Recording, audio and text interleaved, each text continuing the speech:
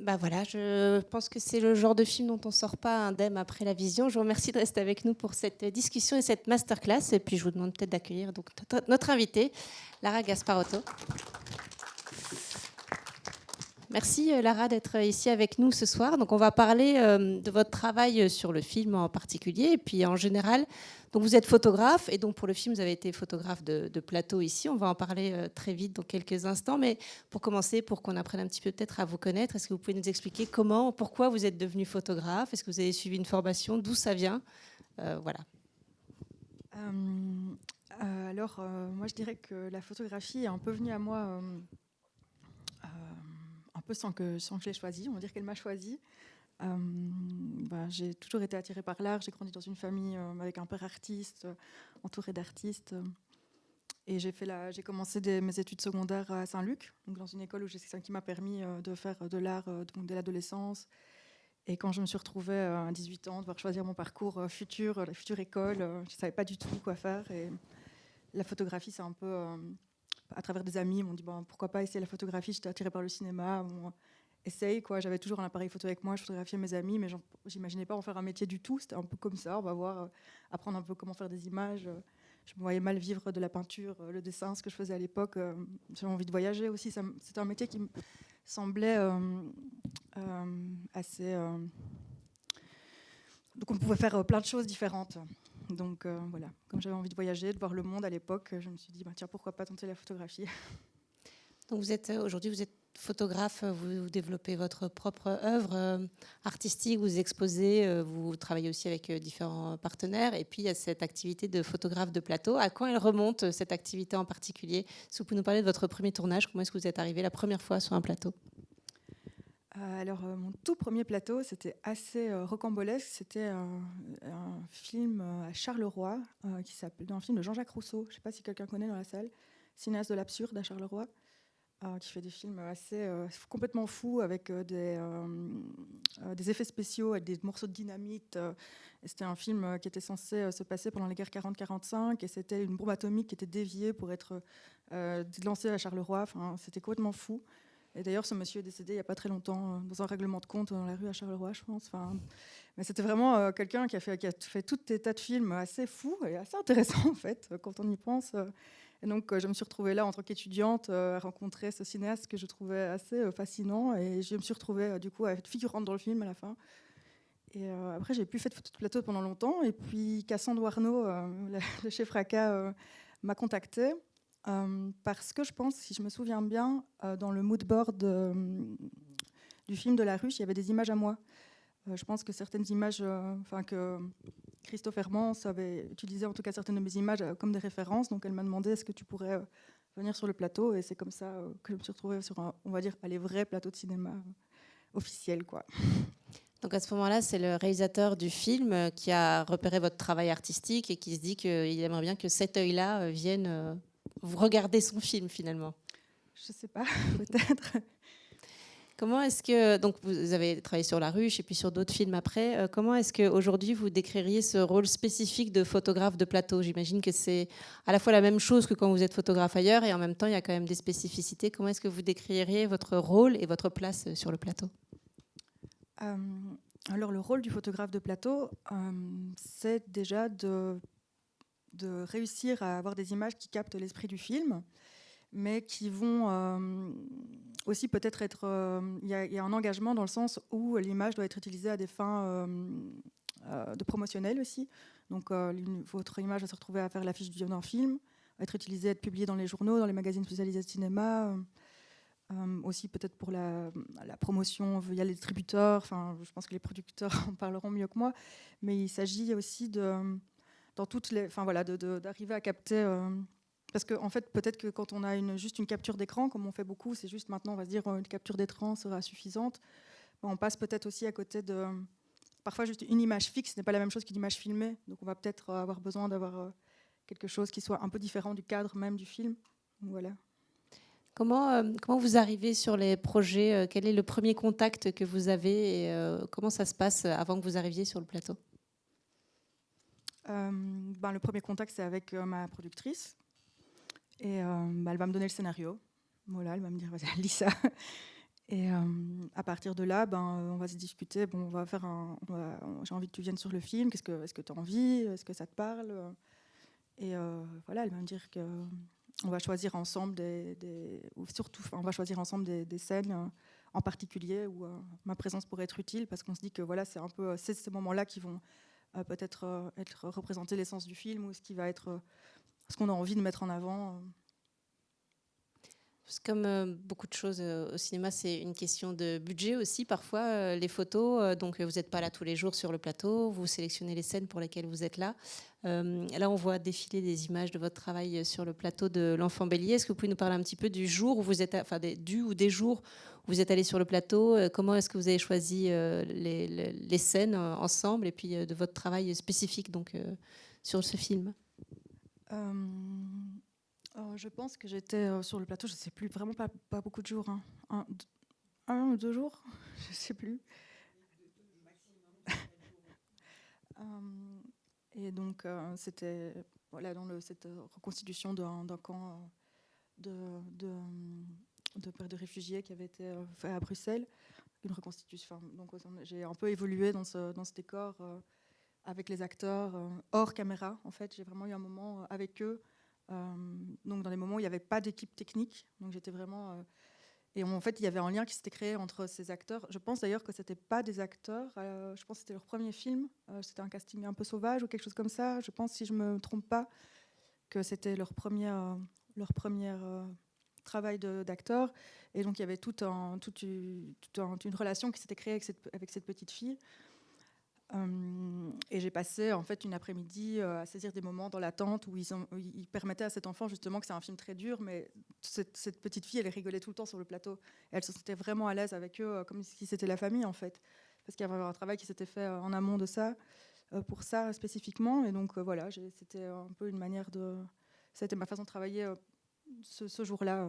Donc c'était assez confortable pour moi. Et du coup, je pense que c'est pour ça que les images aussi sont peut-être réussies. Parce que c'est pas toujours évident de capter des bonnes photos de plateau quand on est, voilà, on n'est pas toujours les bienvenus sur le plateau en tant que photographe. Voilà. Vous pouvez nous expliquer comment ça se passe sur un plateau, justement? Donc là, c'est un peu particulier. Alors, si c'est des comédiens, comédiennes, pour beaucoup non professionnels, et que vous passez la journée avec, donc j'imagine que là, c'est... Pas la journée, hein. Pas J'ai eu 15 minutes ou quoi. 15 minutes, pardon. Justement, parlons du temps. Combien de temps vous avez pour faire vos photos? Quand est-ce que ça se passe? Est-ce que c'est avant les prises, pendant les prises, après les prises? Est-ce que vous pouvez nous expliquer un petit peu à quel moment est-ce que vous pouvez intervenir sur les plateaux? Alors, ça, c'est toujours la question. C'est compliqué, en fait. Disons qu'il y a des fois sur une journée où je ne vais pas pouvoir intervenir du tout, où j'aurais été là un peu pour rien. Parce que parfois, voilà, on va dire, en fait, souvent, il y a des scènes qu'on va me demander de photographier, mais il va falloir que ce soit... Parfois, il y a une scène qui va demander plusieurs prises. On va voir que les comédiens ça va être des scènes qui sont difficiles. Donc, tu n'as pas envie, en plus, une fois que le comédien a enfin réussi à faire sa scène, venir lui dire, allez, maintenant, on fait la photo. Donc, c'est vraiment... parfois, je dois réussir à capter pendant les répétitions. Donc, avant que les scènes commencent, avant qu'il y ait vraiment les prises son. Donc, moi, j'essaye au maximum de travailler pendant les répètes. Et puis, si j'ai pas pu avoir l'image voulue, alors parfois aussi, on va avoir... ça, c'est vraiment les moments très précieux pour les photographes de plateau que je bénis quand la prod met ça en place, c'est de pouvoir avoir 5 minutes avec les acteurs où on va peut-être rejouer une scène et refaire un cadre particulier pour l'image, qui n'est pas exactement le même cadre que le chef opérateur a choisi. Et du coup, ça permet d'avoir une image qui est peut-être plus forte. Voilà. Parce que c'est nécessairement des images en mouvement, puisqu'on est sur un film, donc on n'est pas forcément sur des choses posées, mais plutôt sur des choses jouées. Est-ce que c'est différent de ce que vous faites d'habitude, ou voilà, comment est-ce que vous abordez ce côté-là? En fait, quand moi j'ai l'opportunité de travailler comme je veux, c'est comme d'habitude. Parce que je vais avoir des personnes en face de moi qui sont disponibles à être photographiées. Et finalement, je pense que quand tu es photographe, il faut avoir une ambivalence, polyvalence. Surtout les photographes de ma génération, je pense particulièrement, on nous a appris que si on voulait vivre de ce métier, il fallait être un peu à l'aise dans tout, en tout cas tant que ça suite à... Tant que tu es à l'aise avec ta morale, mais toute ton éthique, enfin tout ce que tu as envie de faire, mais que je pense que c'est très compliqué de pouvoir vivre en faisant juste ses propres projets artistiques ou ce qui te plaît. Hein. Peut-être que ce qui te plaît, c'est juste les mariages, mais tu peux pas faire que ça. Enfin voilà, ou des photos, par exemple, des photos de musique, enfin de concerts. Il faut. Et finalement, je pense que ce qui est intéressant en tant que photographe, c'est d'être à l'aise dans toutes les situations. Donc d'être aussi à l'aise que ce soit du reportage, d'être sur un plateau. Ce qui compte, c'est de respecter la personne en face de toi, de finalement être là tout en étant invisible, tout en respectant la personne en face de toi, son espace, ses désirs. Et puis, moi, je vois pas trop de différence quand je suis sur un plateau, quand je suis en reportage. C'est la même chose, quoi. C'est juste respecter la personne et essayer de capter une émotion la plus pure possible. Et comment vous inscrivez dans la vision du réalisateur ou de la réalisatrice et aussi du chef-op ou de la chef-opératrice? Parce qu'il y a déjà des gens sur ce plateau qui ont des images en tête et vous arrivez, vous créez des images aussi. Comment ça se passe? Avec qui est-ce que vous discutez? Est-ce que vous discutez avec le ou la cinéaste, le chef-op, ou est-ce que vous êtes vraiment... Il y a une scène qui se passe pour vous deux? Non. Non, je pense qu'en général, on ne va pas embêter un chef-op ou un réalisateur avec les photos de plateau. Enfin, un petit peu, on peut avoir des discussions, mais en général, si moi, je suis choisie comme photographe de plateau, je ne suis pas quelqu'un qui a vraiment un background technique, donc je ne vais pas faire des photos de plateau, on va dire, nickel, qui vont respecter complètement l'image, la colorimétrie, tout ça, tout ça. Donc, on va dire qu'en général, alors le réalisateur qui m'a demandé comme photographe de plateau va me faire complètement confiance et va dire, voilà, amuse-toi, j'ai confiance en toi, et puis c'est tout. Mais alors, si on veut quelque chose de vraiment très précis, oui, peut-être alors on va juste me dire... Enfin, de toute façon, l'image est là, le cadre est là, la lumière est là, donc à moins d'être vraiment nul, je veux dire, bon, il y a moyen quand même d'arriver techniquement à faire la même chose, plus ou moins, mais... Bon, tu te peux demander, par exemple, moi je ne vais jamais parler directement avec le chef opérateur, mais avec l'assistant caméra, et je vais lui demander, tiens, tu as quelle focale, combien est-ce que tu as en température de couleur, comme ça, ben voilà, ça me fait le moindre touche possible par après, ça me permet d'être le plus proche de ce que lui... Mais moi, je peux repérer moi-même en fait sur le combo et tout ça. En fait, avec l'expérience, tu peux aussi ne plus avoir à poser ce genre de questions parce que tu sais repérer les objectifs, etc. Je pense juste que pour quelqu'un qui commencerait dans le métier, il faut juste oser demander, parce qu'en général, les techniciens, ils sont sympas. Il faut juste pas embêter le réalisateur. C'est la règle sur le Ouais. plateau. Est-ce que vous avez un matériel spécifique pour les photos ou vous venez avec votre appareil? Enfin, comment ça se passe? Alors bon, moi, le truc, c'est que mon matériel devient vraiment obsolète, mais j'ai pas les moyens de vraiment me payer les super appareils silencieux top. Donc là, par exemple, mes super producteurs du dernier film m'ont loué un Hasselblad incroyable pour le tournage. Donc Saint-Nicolas, si tu m'entends, voilà. Mais ouais, là, je travaille un peu avec... je récupère des vieux objectifs avec des bagues que je mets sur des appareils que j'ai qui sont silencieux. Enfin, c'est un bric-à-brac pas possible, mais ça fonctionne. Bon, tant que tu as un appareil qui est silencieux, en tout cas pendant les prises, silencieux au maximum, et plusieurs focales, c'est quand même ça qui est important. Mais pour le moment, on va dire que je n'oserais même pas vous montrer mon matériel. Voilà, vous ne croirez pas vos yeux.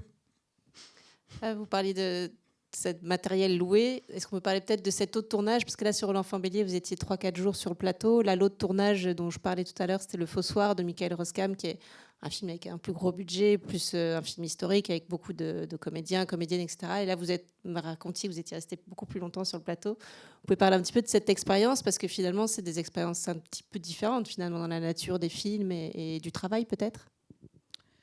Oui, ben, je pense que j'ai vraiment beaucoup de chance. En fait, j'en ai parlé avec ma productrice, la productrice du film Le Fossoir. On était au téléphone et je lui parlais d'un ami à moi qui est photographe et qui travaille à Hollywood. Et je lui disais, tu sais, lui, les photographes de plateau, ils sont tous les jours. Moi, j'aimerais bien travailler sur Le Fossoir, mais j'aimerais bien ne pas avoir la frustration de n'être là que quelques jours. Donc, je lui ai dit, je veux faire ton film à la hollywoodienne.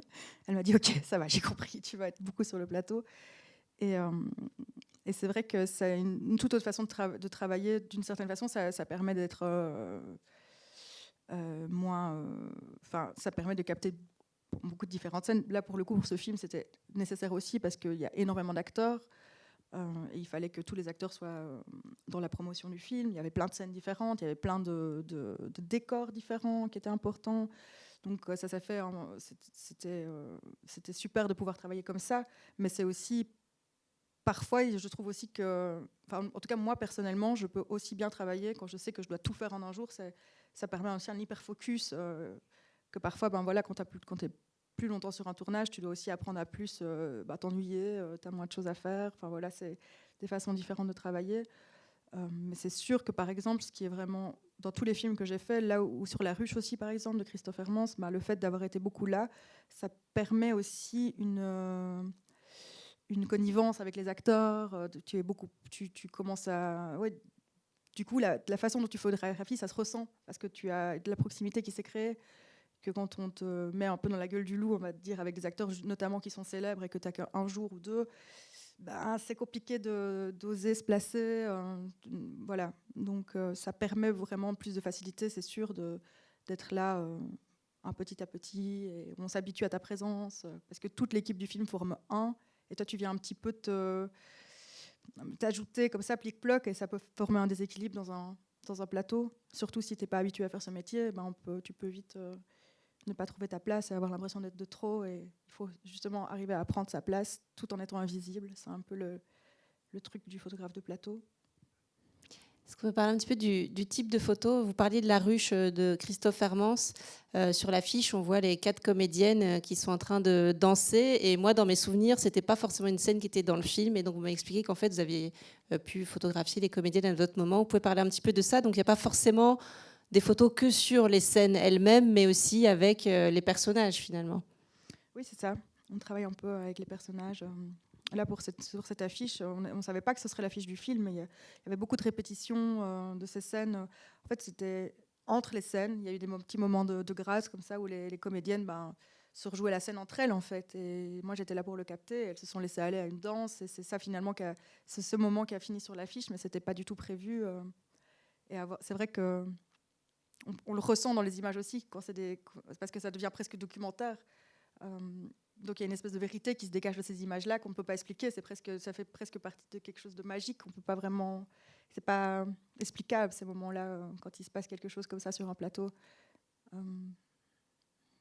Et quel type de photos vous faites aussi? Donc il y a les photos de plateau qui sont ce qu'on appelle les stills, donc les photos qu'on va utiliser dans la presse pour faire la promotion du film. Puis évidemment, j'imagine que quand comment dire ça, qu'il y a le bonus qui est l'affiche du film. Ou je ne sais pas si on prévoit qu'on va faire l'affiche ou s'il y a une photo qui s'impose pour l'affiche. Enfin, je ne sais pas exactement comment ça se passe. Est-ce que vous pouvez nous parler un petit peu de ça? Est-ce que vous avez cet objectif-là de l'affiche, par exemple, quand vous êtes sur un plateau, ou est-ce que c'est quelque chose qui se fait de façon beaucoup plus fluide, naturelle et sans préméditation? Je pense que c'est impossible de prévoir une affiche à l'avance. Je ne sais pas comment ça se passe. En tout cas, moi, dans la façon dont j'ai toujours travaillé, et même avec les producteurs en général, il y a des réalisateurs qui ont des idées en tête avant, d'autres pas. Et puis parfois, voilà, c'est comme une évidence. Cette image-là, elle va être parlante. Et c'est vrai que c'est un peu le but en soi. En tout cas, moi, en tant que photographe, de plateau, ce qui est le plus gratifiant, c'est quand ton image se retrouve sur une affiche. C'est très gratifiant de se dire que tu as su saisir l'esprit du film. C'est ton image ton image, c'est pas mon image, c'est l'image du chef-op et de la réalisatrice, mais la photographie que j'ai réussi à capter qui va donner envie aux gens d'aller voir le film, en tout cas. Donc c'est un peu c'est la petite cerise sur le gâteau, mais je pense qu'en tout cas moi ça n'a jamais été prévu à l'avance, et tout dépend aussi parfois c'est même pas le réalisateur, je crois, qui choisit, c'est les distributeurs, je pense, si je ne m'abuse. Donc parfois je pense qu'il y a même des réalisateurs qui sont tristes parce que c'est pas du tout ça qu'ils voulaient. Mais bon. J'imagine que tout le monde a vu l'affiche du film en venant. Vous pouvez nous parler peut-être de la photo de l'affiche, justement. La fille s'est étreinte. Vous pouvez nous parler un petit peu de ce moment-là? Oui, je ne sais pas si je peux donner des détails techniques ou pas. Et la productrice dans la salle, en fait. La productrice dans la salle. En fait, justement, cette image, donc on la voit là, l'image originale. Il y avait beaucoup de scènes où en fait la petite fille n'était pas là et c'était une poupée. Et donc, il y avait plein de scènes qu'on rejouait avec la poupée. Donc du coup, c'était d'ailleurs, il y avait plein de moments où c'était vraiment très dur. Parce qu'on avait notamment notre amie Anne-Laure qui s'occupait beaucoup de la poupée. Enfin, pardon, c'est pas drôle. Mais là, cette poupée, donc, à l'effigie de la petite fille. Et du coup, c'était très... parfois... Bref, mais du coup, là, c'était justement elle avait pour ne pas devoir embêter Clara. Donc Donc l'affiche du film, en fait, je pense, si je ne m'abuse, que c'est la répétition et c'est en fait la poupée. Donc voilà, mais c'est des scènes qui... Voilà, celle-là. Mais je ne suis pas sûre et certaine, mais je crois. Voilà.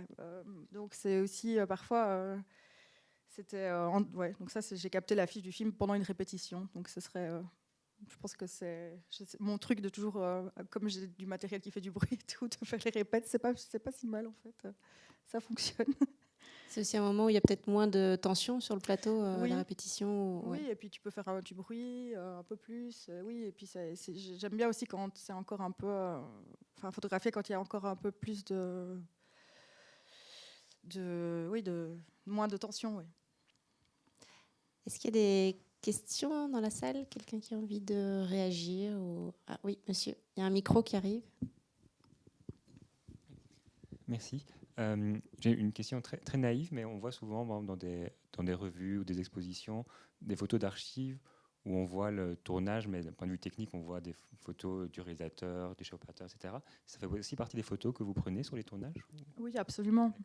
C'est vrai, il y a tout le côté, et ça, c'est aussi, c'est une des parties que je préfère aussi. C'est vrai que j'ai oublié d'en parler, alors que merci de le souligner. Il y a toute la partie making of. Et donc, du coup, tu as aussi des images qui sont super, quoi, du réalisateur en train de parler à ses acteurs, à ses actrices. Et puis, tous des moments un petit peu aussi loufoques, enfin, où on voit justement les acteurs hors de leur... Enfin, comme pendant le tournage du Fossoir, où on avait des nazis en gilet jaune rose fluo, enfin, où on leur faisait des fucks dans la rue. Enfin, il y avait des trucs... Enfin, il y a des petits moments, plein de choses comme ça qui se passent sur un plateau qui sont très intéressantes. Et je sais pas s'il y a justement un travail qui m'a toujours inspiré, c'est le travail de Marie-Hélène Marc, je ne sais pas si vous connaissez, qui est une grande photographe reporter et qui a été aussi photographe de plateau et qui a photographié tous des films incroyables, Apocalypse Now, enfin voilà, tous les plus grands films. Et elle a un livre qui est un de mes livres de photographie préférés de toute sa vie sur les plateaux de cinéma. Et voilà, c'est vrai que bon, c'est des images qui sont assez intéressante. Et donc mon rôle aussi, c'est de justement aussi de pas photographier que les acteurs, mais l'équipe technique aussi, quoi, qu'ils aient des souvenirs. Je photographie tout le monde sur un plateau, que ce soit les régisseurs, les maquilleuses. Il faut un peu être là pour capter tout ça aussi et rendre hommage à tous les techniciens qui sont là également. Donc ça fait partie du taf. Est-ce que c'est un double regard, en fait, de regarder à la fois l'histoire en train de se faire et puis le film lui-même en train de se faire, il y a comme deux niveaux finalement de regard? Oui, bien sûr, oui. Est-ce qu'il y a une autre question, une autre intervention?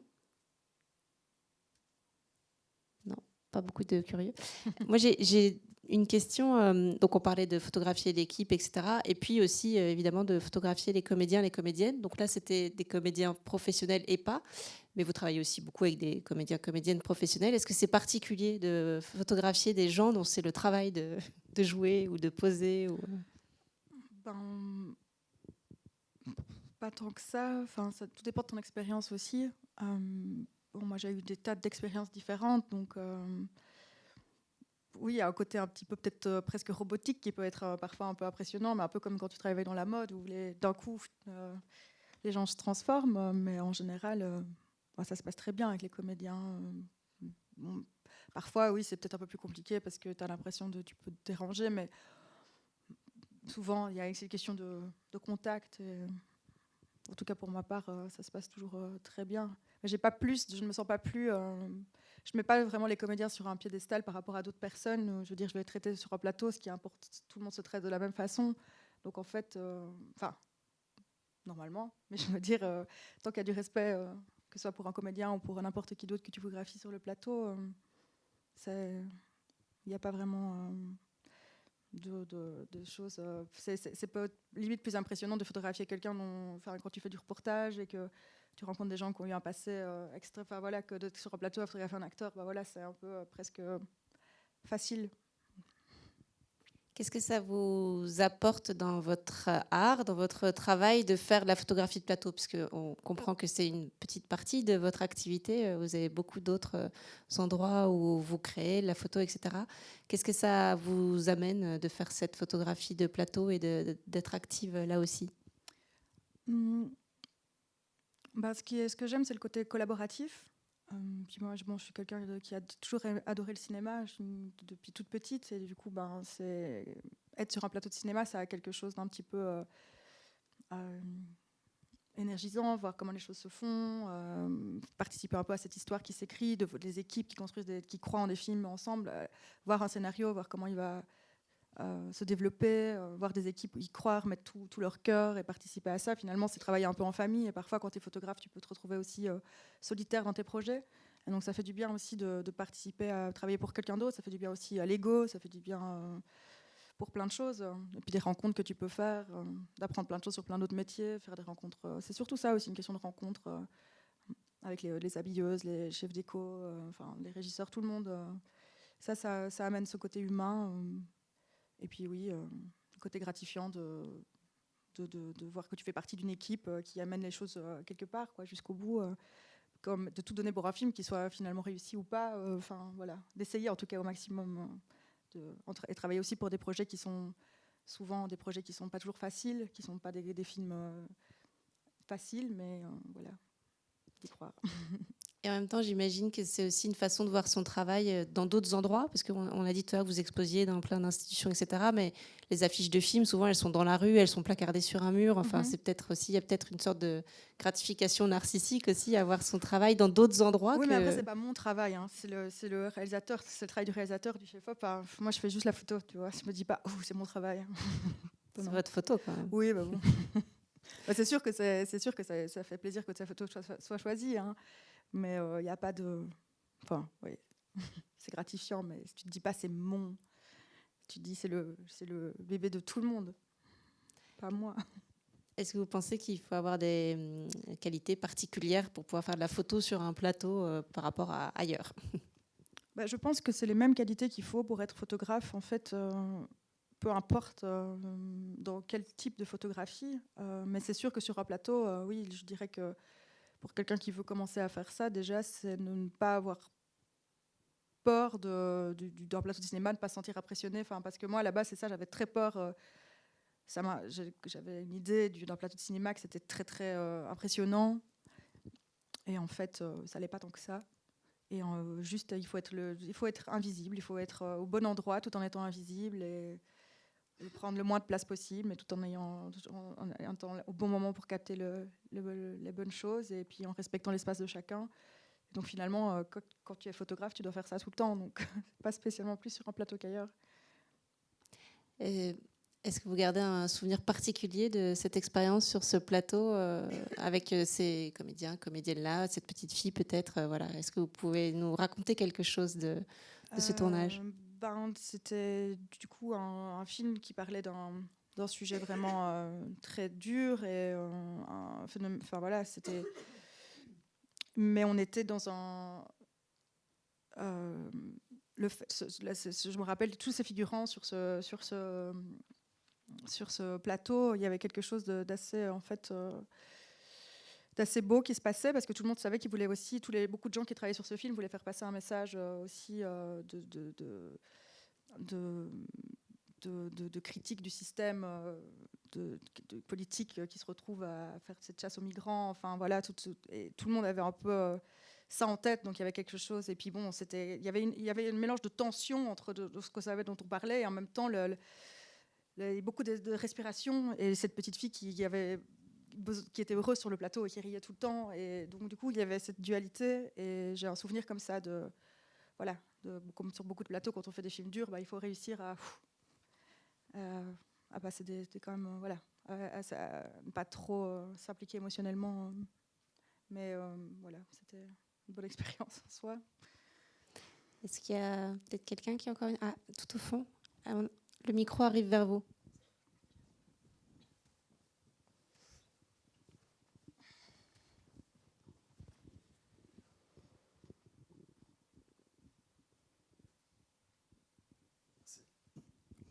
Moi j'ai une question.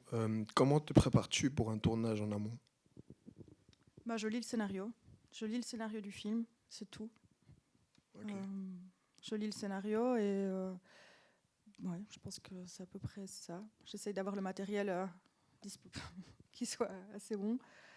Et ouais, je me renseigne aussi par rapport à ce que après avoir lu le scénario aussi, j'essaye d'imaginer quel genre d'image j'ai envie de capter, quoi.